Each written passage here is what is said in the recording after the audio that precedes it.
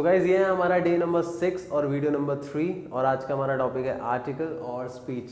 और आशा करता हूँ कि आपने इससे पहले प्लेज जो है उसकी वीडियो नंबर 1 से सारी की सारी वीडियोस देख ली हैं।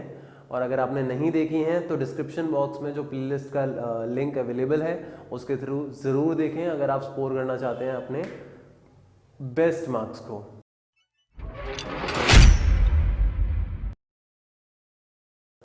सो गाइज इससे पिछली जो हमने वीडियो देखी थी वो बहुत ही ज़्यादा इंपॉर्टेंट थी, जो कि डिबेट का टॉपिक है और पिछले 2 सालों से जो डिबेट का क्वेश्चन है वो रिपीट होता है और आता है। तो आप डिबेट को अच्छे से प्रिपेयर कर लो, क्योंकि उसके अंदर आपको ज़्यादा कुछ खुद से नहीं लिखना है और ज़्यादातर आप फॉर्मेट को लर्न कर सकते हो, जो भी मैंने आपको उसके अंदर बताया था। तो आप डिबेट तो अच्छे से कर ही लो, लेकिन आर्टिकल और स्पीच का जो क्वेश्चन है वो भी रिपीटेड आता ही है। लेकिन मैं ये कहूँगा कि डिबेट का क्वेश्चन ज़्यादा बेटर रहेगा, क्योंकि ज़्यादा वहाँ पे बना के लिखने की आपको ज़रूरत नहीं है। लेकिन आर्टिकल के अंदर क्या होता है कि आपको कई बार सेल्फ कंपोजिशन करनी पड़ जाती है, हमेशा नहीं, कुछ ऐसे केसेस भी होंगे कि कुछ ऐसा फॉर्मेट मैं आपको प्रोवाइड कराने वाला हूँ जिसके अंदर आपको कुछ नहीं करना, उसी को लर्न करना है और लर्न करके आप एज इट इज उससे लिख के आ सकते हो। ज़्यादा आपको ग्रामेटिकल एरर्स का इशू नहीं आएगा। जो लोग कर सकते हैं, जिनकी ग्रामर एक्यूरेसी बहुत अच्छी है तो कोई दिक्कत वाली बात है नहीं, ठीक है। लेकिन स्टिल जिसकी ग्रामेटिकल मिस्टेक बहुत ज़्यादा होती है तो वो भी इसे कर पाएगा। मैं दोनों तरीके से आपको बताने वाला हूँ कि अगर आपकी ग्रामर एक्यूरेसी अच्छी है, आपकी ग्रामेटिकल मिस्टेक नहीं होती तो कैसे करो, और अगर आपकी ग्रामेटिकल मिस्टेक होती है तो आप क्या करो, ठीक है।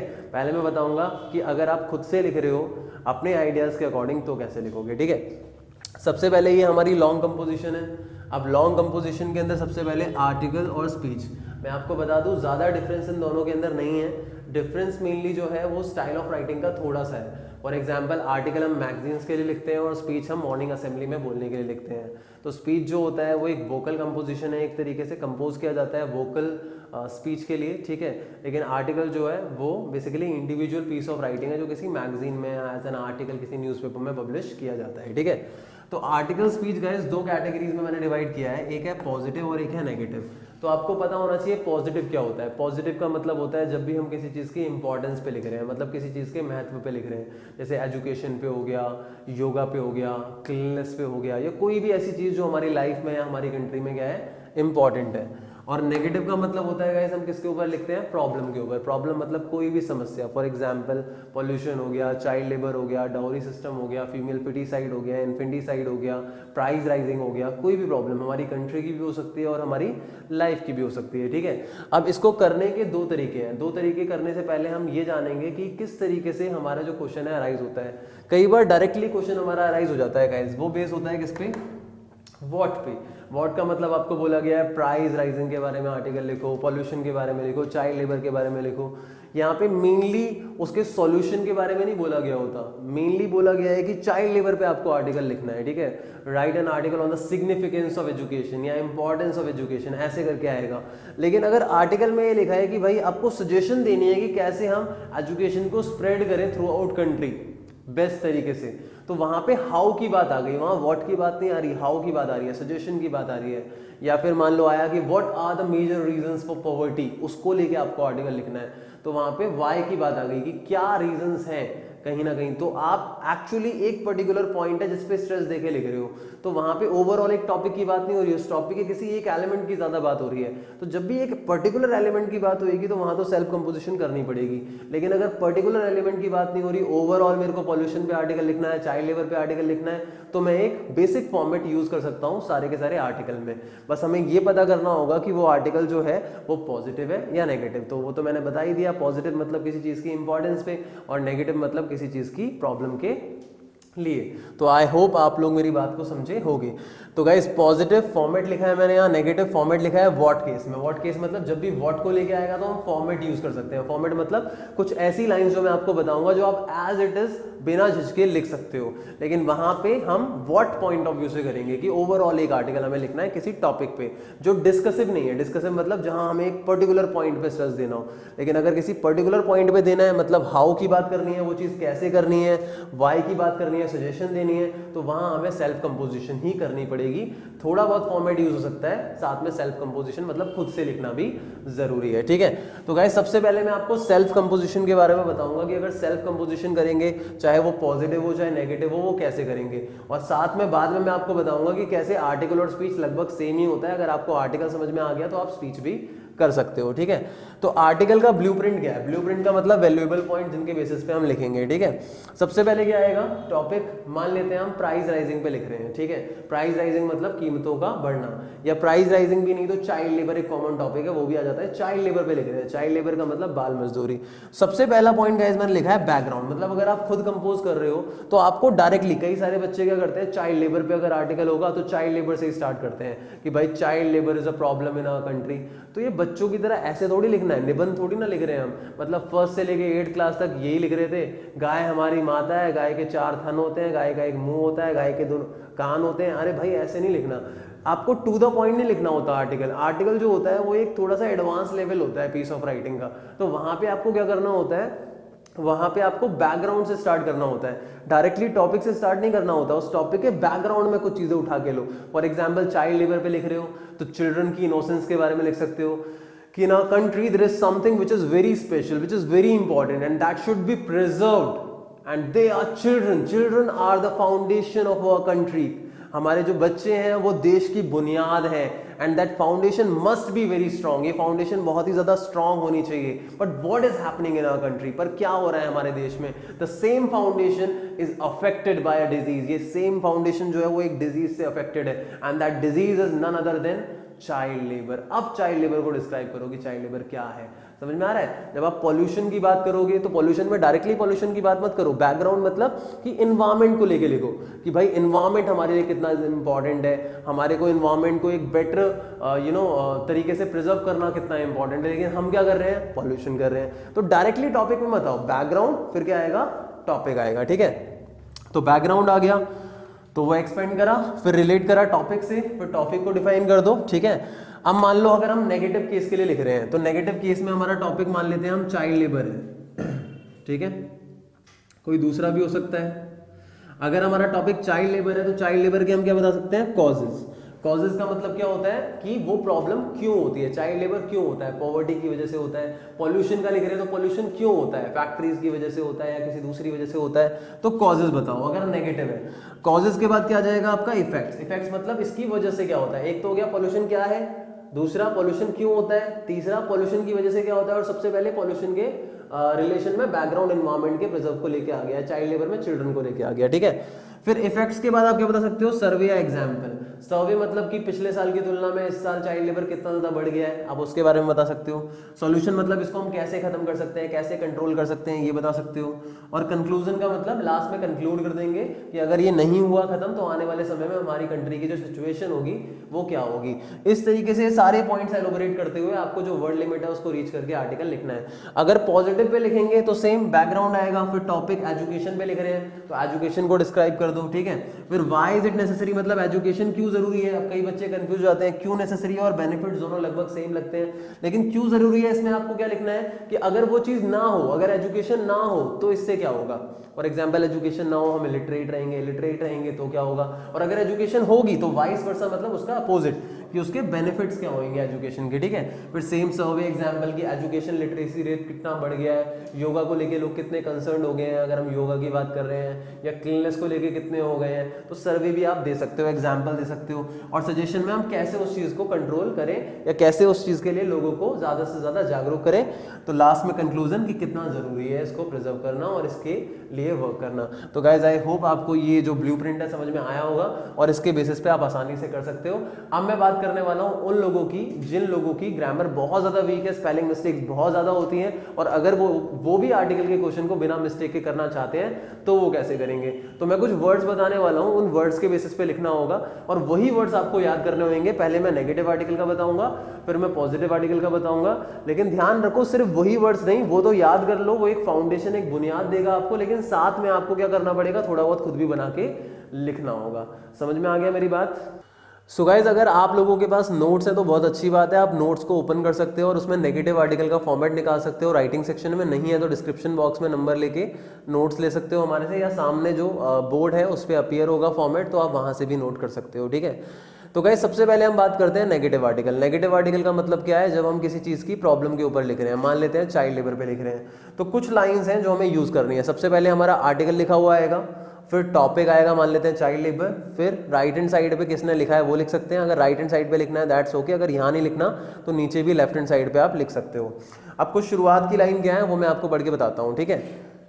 There are so many problems in the way of progress of our country, मतलब हमारे देश की उन्नति के रास्ते में काफ़ी सारी समस्याएं हैं। And one of the problems is, यहाँ प्रॉब्लम नहीं है प्रॉब्लम्स होगा तो नोट कर लेना, प्रॉब्लम्स इज डैश, मतलब इनमें से एक प्रॉब्लम जो है वो चाइल्ड लेबर है, मान लेते हैं चाइल्ड लेबर है। यहाँ पे हम फॉर्मेट की बात कर रहे हैं, मतलब ओवरऑल बेसिस पे चाइल्ड लेबर पे आएगा, तो अगर स्पेशली हम उसकी सजेशन को लेके लिखेंगे तो हम शायद इस पूरे फॉर्मेट को यूज ना कर पाए, हमें खुद भी ऐड करना पड़ेगा एंडिंग में, ठीक है। तो चाइल्ड लेबर है, it is one of the biggest reasons आएगा, रीजन नहीं आएगा, it is one of the biggest reasons that our country is considered among undeveloped nation, मतलब कि ये प्रॉब्लम एक बहुत बड़ा कारण है कि हमारा देश अविकसित देशों में गिना जाता है। अब नोट करिए, चाइल्ड लेबर की प्रॉब्लम ऐसी प्रॉब्लम है जो कंट्री से रिलेट हो रही है, तो हम कंट्री लिख रहे हैं, लेकिन अगर ऐसी कोई प्रॉब्लम आई जहां पे हमारी लाइफ रिलेट हो रही है, जैसे इनडिसिप्लिन, तो इनडिसिप्लिन में वहां कंट्री की जगह क्या आ जाएगा, लाइफ आ जाएगा, ठीक है। अब इसके अलावा है कि many reasons are responsible to give it a serious turn, मतलब काफी सारे कारण हैं जो इसको बड़ा बनाते हैं प्रॉब्लम को, and one of the reasons is our ignorant behaviour towards the same, कि इनमें से एक बड़ा कारण है हमारा इसकी तरफ ध्यान ना देना। The problem has become common these days, आजकल आम हो गई है, many people are facing the same issue, लेकिन हम मैनी पीपल की जगह हम बच्चों की बात कर रहे हैं तो हम क्या लिखेंगे, many children are facing the same issue, तो यहाँ पे हमें थोड़ा बहुत एडजस्टमेंट करना होगा टॉपिक के हिसाब से। It is responsible for the worst condition of our life, अब यहाँ लाइफ आ गया तो यहाँ चिल्ड्रंस लाइफ आ जाएगा या ऑफ अवर कंट्री आ जाएगा, तो अकॉर्डिंग टू सिचुएशन आपको थोड़ा बहुत अमेंड करना होगा, आपको इसका मतलब पता होना चाहिए। The problem has become so big, ये प्रॉब्लम इतनी बड़ी है कि it has taken shelter in the roots of our nation, कि हमारे देश की बुनियाद में इसने अपना घर बना लिया है। It should be uprooted from there anyhow, इसे कैसे भी करके जड़ से निकालना होगा, otherwise it could become responsible for dangerous results in coming time, अगर हमने इसे जड़ से नहीं निकाला तो आने वाले समय में ये बहुत ही बुरे परिणामों के लिए जिम्मेदार हो सकती है। Government is trying it's best, government पूरी कोशिश कर रही है कि वो इसे खत्म कर दे, but it is not possible without a cooperative action, पर बिना किसी सामूहिक तरीके से एक्शन लिए बगैर ये पॉसिबल नहीं है। तो हमें क्या करना चाहिए, proper awareness must be done among the people, लोगों को बताना चाहिए इसके इफेक्ट्स के बारे में, ताकि वो अपना बेस्ट दे to get rid of it, इससे छुटकारा पाने के लिए। प्रॉपर लॉज को अवॉइड करना चाहिए, उनको स्ट्रिक्टली फॉलो करना चाहिए ताकि ये खत्म हो। अगर स्ट्रिक्ट एक्शन नहीं लिया गया इसके खिलाफ तो इससे डिजास्टर्स, बहुत ही बुरे परिणाम आ सकते हैं। तो गाइज यहाँ पे आपने एक खास बात देखी, मैंने ये नहीं बोला कि हम किस पर्टिकुलर स्पेसिफिक प्रॉब्लम को लेके बोल रहे हैं, ये लाइंस ऐसी हैं जो हम पॉल्यूशन में भी लिख सकते हैं, चाइल्ड लेबर में भी लिख सकते हैं, डाउरी सिस्टम में भी लिख सकते हैं, या किसी भी प्रॉब्लम में जहां ओवरऑल व्हाट को हम डिस्क्राइब कर रहे होंगे, तो प्लीज पॉज करके आप नोट कर सकते हो। अब हम बढ़ते हैं पॉजिटिव आर्टिकल की तरफ।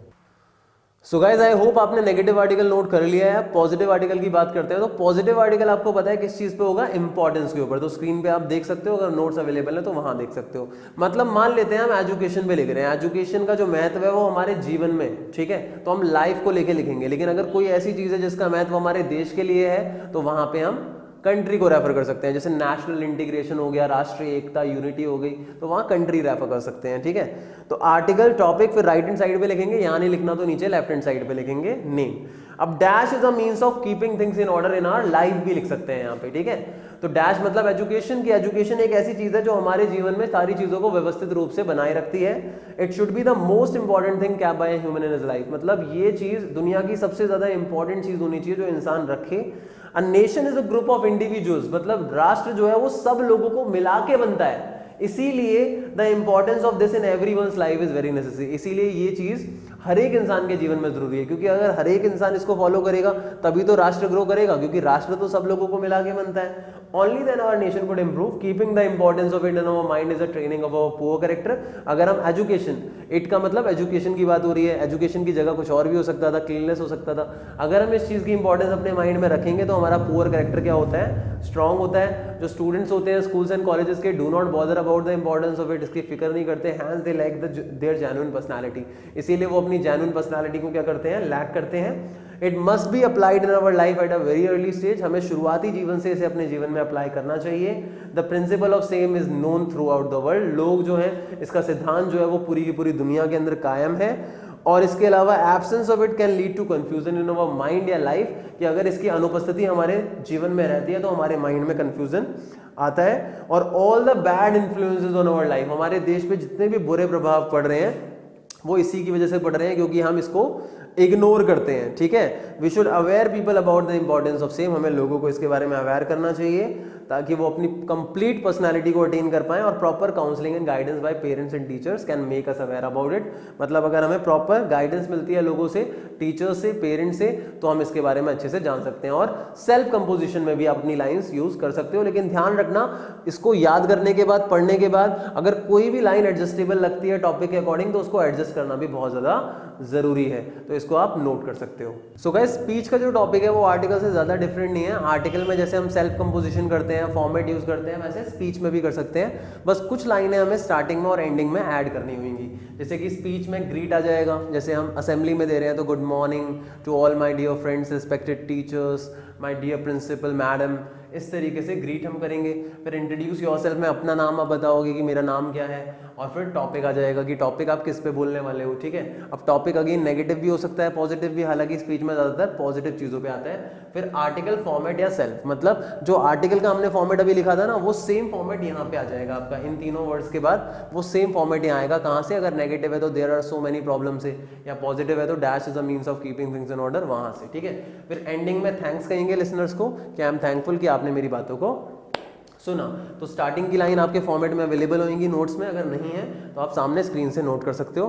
सबसे पहले स्पीच आया, उसके बाद good morning to all my dear friends and respected teachers, I am Sumit Thakur here in front of you and today I am going to talk about, I am going to share my words on the topic which is child labour, ठीक है। अब इसके बाद child labour पे आ गया पूरा का पूरा। फिर लास्ट में I am thankful to all of you for being a good listener and listening my words at a length, आपने मेरी बातों को सुना, I hope you would have understood, आप समझे होंगे, दैट्स इट। तो गाइज आई होप आपको स्पीच का टॉपिक भी समझ में आ गया होगा, आप यहाँ सामने से नोट कर सकते हो। सो गाइज, मैंने कुछ वीडियोज़ पहले आपको ये चीज़ बताई भी थी कि सबसे इंपॉर्टेंट है कि 100 मार्क्स का पेपर जब आपको पेपर में आता होगा तो आप 100 मार्क्स का करके आओ। और 100 बच्चों से अगर पूछा जाएगा तो 100 में से 90 कहेंगे हमें आता था 100 मार्क्स का, लेकिन उसी में से 80 कह रहे होंगे हम पूरा नहीं कर पाए। तो प्लीज़ मैं ये चाहता हूँ कि आपका पेपर ना छूटे, क्योंकि अगर आप 100 मार्क्स का करके ही नहीं आओगे तो आप 90 प्लस कैसे स्कोर करोगे, 95 प्लस कैसे स्कोर करोगे। तो इसके लिए मैं आपको एक सजेशन देना चाहता हूँ, जो भी इंटरेस्टेड स्टूडेंट है वो उसको ज़रूर फॉलो करे, और मेरा मानना है कि इससे आप 100 मार्क्स का पेपर अपने बोर्ड एग्जाम में ज़रूर करोगे, ठीक है। आप कई बार सोचोगे कि सर इतना टाइम नहीं है, लेकिन देखो भाई टाइम तो निकालना पड़ेगा, ठीक है। आपको 10 फुल कोर्स के टेस्ट, अगर आपने अभी तक, ध्यान से सुनना, अभी तक अपने स्कूल के अलावा कोई भी टेस्ट सेल्फ नहीं दिया है तो 10 फुल कोर्स के टेस्ट आपको देने पड़ेंगे 3-3 घंटे के। 10 फुल कोर्स के टेस्ट, चाहे लास्ट के 10 डेज में रोज देना, कोई दिक्कत वाली बात नहीं है, लेकिन 10 फुल कोर्स के टेस्ट देने हैं। मैक्सिमम 10 दे दो, कोई दिक्कत वाली बात नहीं है, मिनिमम 7 तो देने ही पड़ेंगे, ठीक है। और 7वें टेस्ट तक, मतलब 7वां या 10वां जो भी आपका एंड होगा, मेक श्योर कि आपका 100 मार्क्स का पेपर हो रहा हो। अगर ऐसा होगा तो ही पॉसिबल है कि आपके बोर्ड एग्जाम में भी हो पाएगा। और उसके लिए आपको 3 घंटे का सेपरेट बैठ के एक जगह पे टाइम निकालना पड़ेगा। सेम तरीके से सेल्फ कंडक्शन करना पड़ेगा आपको। आपके पास इंस्टीट्यूट नहीं है जहाँ पे आप जाके दे सको, तो अपने घर पे कोई साइलेंट प्लेस जो है वहाँ पे आप इस टेस्ट को दे सकते हो। अगर मैं बात करता हूँ इस टेस्ट सीरीज की, तो नीचे डिस्क्रिप्शन बॉक्स में मैंने काफ़ी सारे न्यू पैटर्न के सैम्पल पेपर्स छोड़े हैं, तो उनको डाउनलोड कर सकते हो, उनका प्रिंट आउट निकलवा सकते हो और उसके बाद वो टेस्ट देना स्टार्ट कर सकते हो। और हॉरिजॉन्टल शीट जो है उसका आपको यूज़ करना है, और उस हॉरिजॉन्टल शीट को यूज़ करके ही आपको इस टेस्ट को देना है। और पेपर प्रेजेंटेशन की मैं बात करूं तो डिस्क्रिप्शन बॉक्स के अंदर मैंने एक पेपर प्रेजेंटेशन का लिंक दिया है कि पेपर प्रेजेंट कैसे करना है और किस तरीके से अटेम्प्ट करना है, ठीक है। तो उसको जरूर देख लेना और उसी के बेसिस पे आपको अपने पेपर को करना है। अगर उसके बेसिस पे करोगे तो टाइम अच्छे तरीके से मैनेज होगा और अच्छे तरीके से कर पाओगे, ठीक है। तो प्लीज मैक्सिमम 10 और मिनिमम 7 जरूर देने हैं, और वॉच लेके बैठना है और हर बार देखना है कि कितने बजे मैंने स्टार्ट किया, कितने बजे खत्म हुआ, मेरा कितने मार्क्स का हुआ। फिर उससे अगली बार मेजर करना है और एक जगह पे नोट करना है कि कितना टाइम आपको हर बार लग रहा है। और हर बार टेस्ट 1 से लेके टेस्ट 2, 3, 4 अपना जो एफर्ट लेवल है उसको बढ़ाना है। और हर बार क्या होना चाहिए, आपका टेस्ट जो है पहले के कंपैरिजन में ज्यादा मार्क्स का होना चाहिए, ठीक है। और पूरी कोशिश करनी है। तो आई होप ये वीडियो गाइज आपको अच्छी लगी होगी, और अगर अच्छी लगी है तो आग की तरह फैला दो इस वीडियो को। और मैं ज़रूर कहूँगा, कई सारे लोग नेगेटिविटी फैला रहे हैं मेरे चैनल पे कि we have been asking for donations, but guys we are trying our best to support you guys, ठीक है। and we are not monetizing our videos so that you will not be interrupted during the video, ठीक है। तो don't think about those people, just keep supporting us with your precious time and everything. Thank you so much for watching this video.